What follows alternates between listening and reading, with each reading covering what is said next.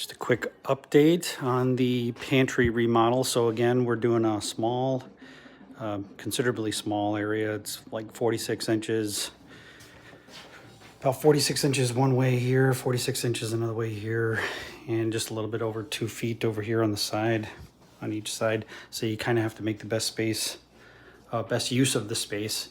We talked about last time kind of redoing the wall because you had to patch and repair, pulling out the old metal shelving. So you kind of come up with a plan, just kind of a rough draft anyway, a little rough draft of visually what you feel like you want and what the space is going to be best utilized for, obviously.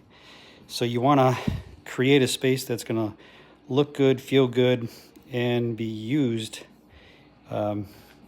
on a daily basis. So like over here, maybe you want potatoes or onions, maybe a longer top drawer, spices. Up here, this taller, wider cabinet up on top is going to be like appliances. Up on the very top is going to be some cabinetry with closed doors, so that way you don't have to see some of the stuff you really don't want to visually see. Open shelving here, maybe like a little slide type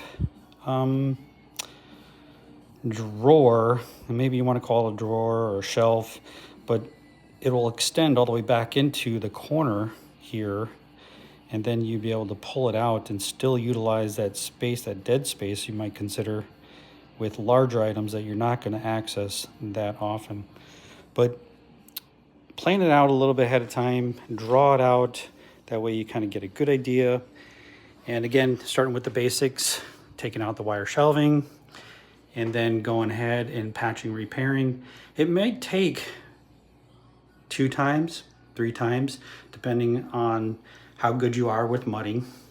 Obviously, you want to be able to skim coat the second coat after you do the first coat, sand it down a little bit, or you take a damp sponge and kind of wipe it off and then skim coat it. Less is more.